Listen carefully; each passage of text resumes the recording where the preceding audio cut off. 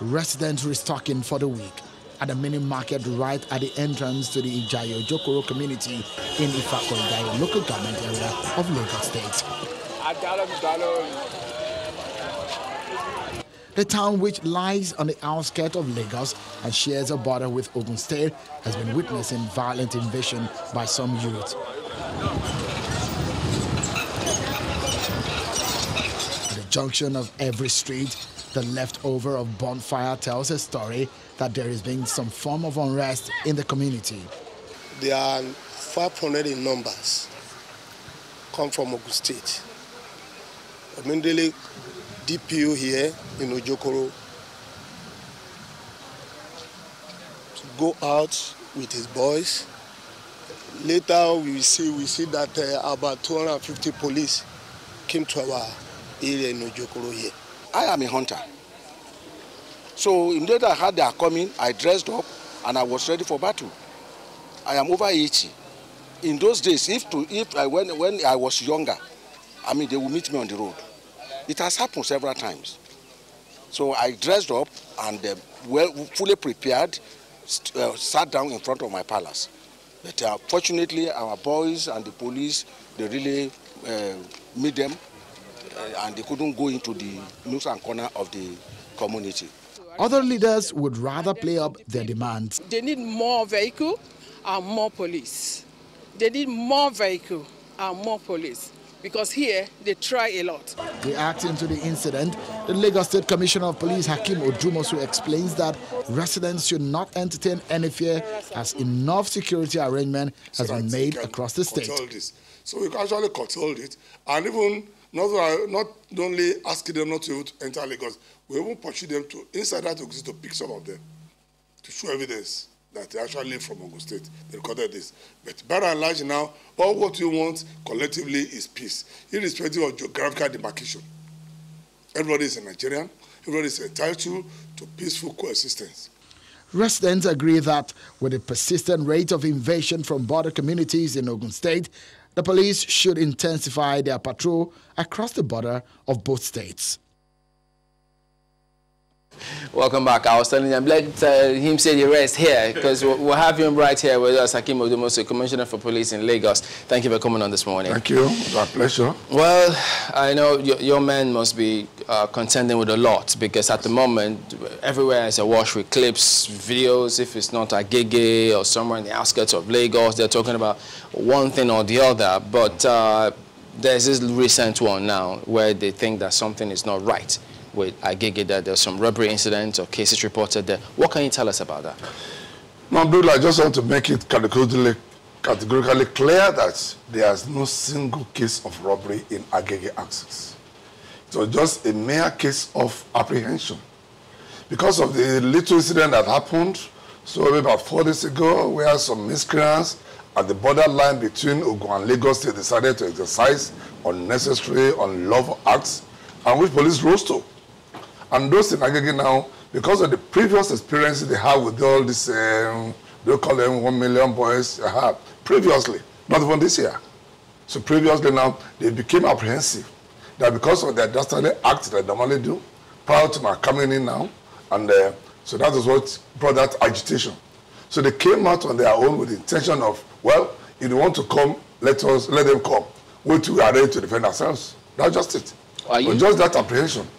But this story, from your perspective, perhaps it's just apprehension, but out there on the streets, it's a little different, because a number of people, for instance, you may have heard stories about, what's happening in Lekki axis, where these boys actually go to different people's houses and say, they have to come out and give them something. Did you see this threat? Did you see this happening in your threat assessment, given the nature of this lockdown? Now that of Lekki axis, nobody has been attacked, no house has been knocked, no door has been knocked out. It's just that the same thing now, they just keep on seeing people 2, 3 standing, gathering, and they believe that the thinking is that, well, if they continue like this, the number may increase, and they may not have to come to the houses. There has not been a single house where any door has been knocked. Just like Agege, there's not been a single report where anybody's has been attacked, where anybody's property has been stolen, but in and your where vehicle has been damaged. Forgive me, in your assessment, do you see the apprehension of the people as something genuine for them to be concerned about? No, it's genuine because it's unusual. They don't see people gathering 2 or 3 at no junction like that. So that's why I realize and I see that genuineness in them. And we have listened to that. Since that one came up now, you can't go to Lekki. I was in Lekki till around 4 a.m. this morning after I left Agege. So on that patrol now. So all those are not there. Yesterday tonight, I went around Lekki before I even got to the office. So the Lekki axis, so up to Aja axis. So the apprehension is genuine because it's unusual to see 3 or 4 people gathering. But we have been taking care of all those ones. Okay, we also do have reports about people when they're going home at night for those on essential duty. They see machete-wielding youths trying to harass them on the roads. How are you dealing with covering the roads at night? A robust patrol in all those axes. And as I said earlier now, in Agege axis now, they came out with the intention to defend themselves. And we have to move around. We have to put a confidence-building patrol and show of force. Yesterday now, we went around with all the military personnel, all the commanders, including the director of SSS, so the commander of the Army, the Navy, the Air Force in Lagos. After our Security Council meeting, our own internal security meeting now, we went around. And that has brought a lot of confidence. If you go out now, those that are already out 2 days ago, they've gone to the houses and they believe that police is out and nothing has happened.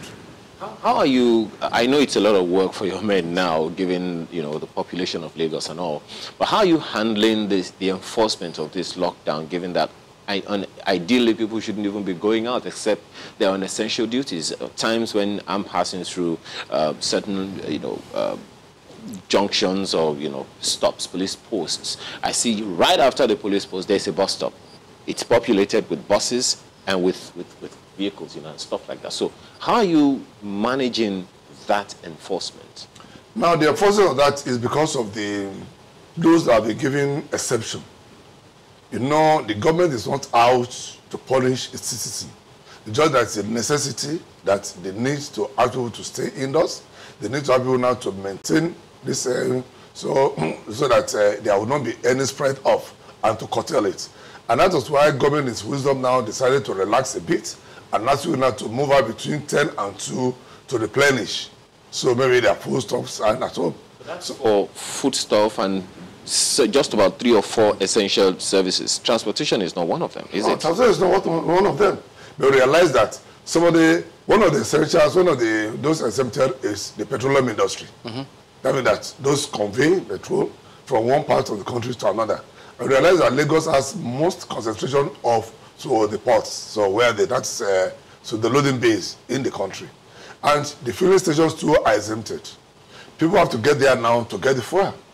So the market to some extent are giving some reprieve now. People have to get there.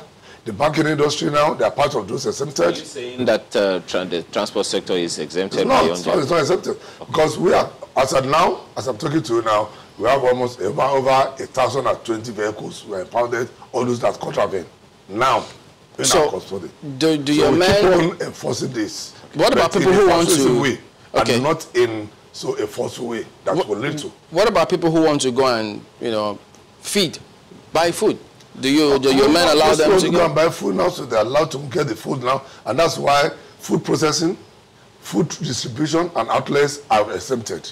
So you see, most of all the eateries now, they now run what you call now, so maybe take away, as well as those they deliver to. So those who intend to buy, within that are picking up now within the period, the window given by the government, so they have to pick at the nearest place closer to them. What is this thing we hear? We hear about a certain COVID-19 sticker that people have to have in Lagos. Do you know about that? Do they have to have? No, nothing like COVID-19 sticker. No.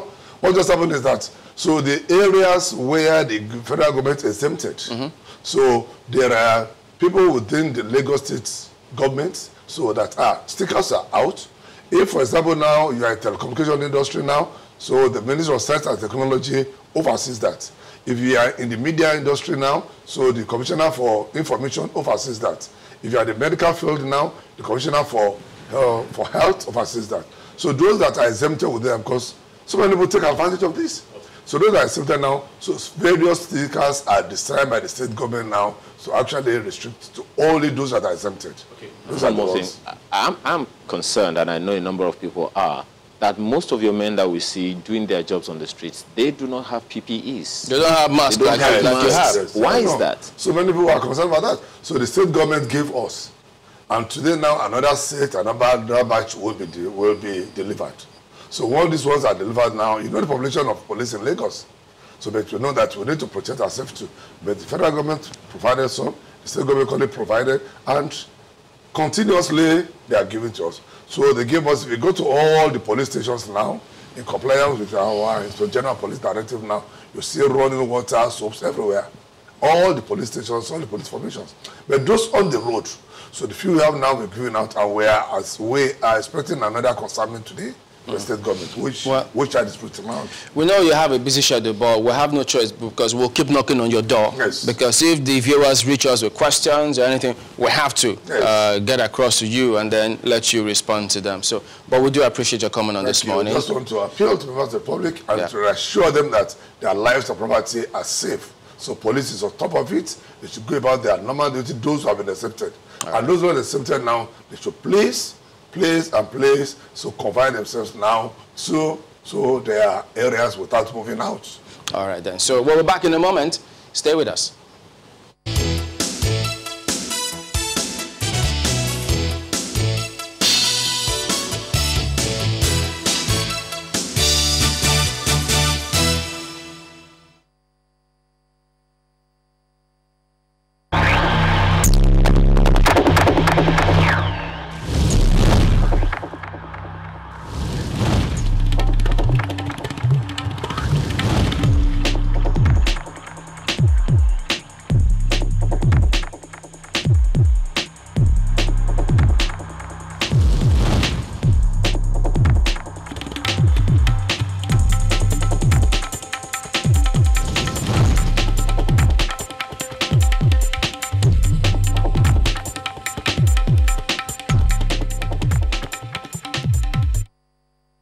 Adedeji Kazeem, a businessman based in London, had made trips to New York, then to Paris before arriving Nigeria. 24 hours after his arrival, he's tested positive to COVID-19. On the 21st of March, I started having a headache. So I spoke to my wife, like, I don't know what's going on. Then my wife said, you know what, you can go and have this test done somewhere at Yaba, Naima. Say they charge 30,000 naira. I got the results positive. Then we came up with what do we do? My wife said she had to call our work, which she did. Call our HOD, and our HOD make a call to Yaba that we should go straight to Yaba. So which we left that night for Yaba. On getting to Yaba, with the positive result, they were telling me they're not going to honor the result from Naima, saying I have to do another test with them, you know, and they're not going to conduct the test that night. So that they're not even going to do nothing, despite the fact that I have a positive result with me. So I was chased back. So I had to come back home, which happens to expose myself to the kids, to my mate, mother-in-law and wife.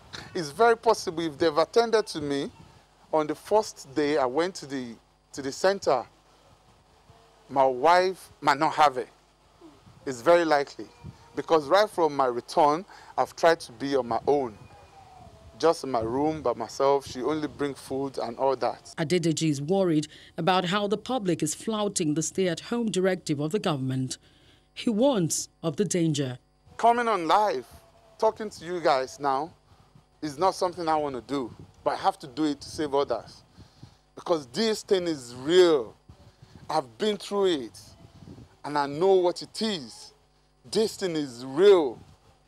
In fact, at that point, all the symptoms I was just having, apart from temperature, higher temperature, was same symptoms as having malaria.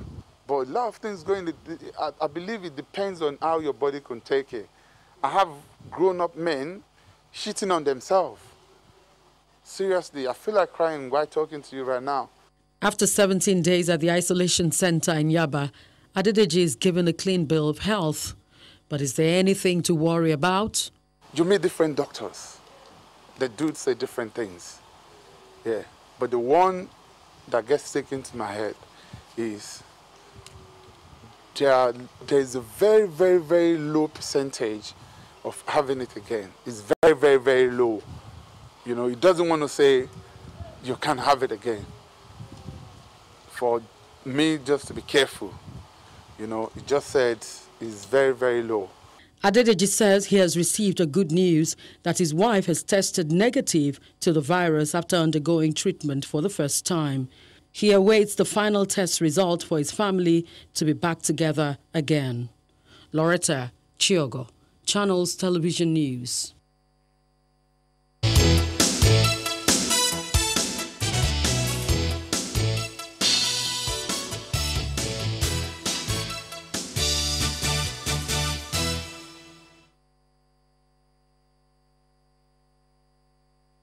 All right, so there you go. Quite a lot that's already out there, and there will be more because 14 more days. That's what we'll have to deal with to see how we can.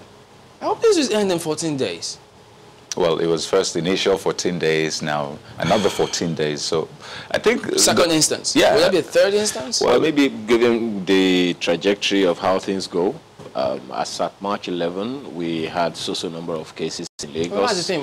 We can't tell how things go because we haven't ramped up enough tests as we ought to give us a clearer indication. But states are doing what they can at the moment. So we wish them all the best and hope that they can get all of this sorted out. And above all else, the stimulus packages. People have to get all of this. And so don't forget, you can also reach out to the police emergency numbers that are already out there, even though there are certain numbers that they are being called, that they're calling, which ought not to be the case. We'll talk about that tomorrow, I guess. So there you go. Those are the numbers you can get across to. These are police emergency numbers. Yes. Lagos State Lagos Police emergency numbers now. So in the future, which may not be, it could be 48 hours, you never can tell, 72 hours, so that they can make it a short code. Short code. People need numbers that they can easily remember. I know Lagos has some, some short numbers that, you know, that they can call. 767. And they respond. What's going on with the police? Well, there you go. That's the show today. Thank you all for watching. We'll be here again tomorrow. I'm Chamberlain. Don't forget, if we work together, we'll definitely get the best of the spirit. So let's do that. Work together. I'm Kayode Okikulu. And please stay safe so this lockdown can be over soon. I'm Ayo Makinde. Soon, he says. Always see your tweets. Keep them coming in. I'm Malcolm. Goodbye.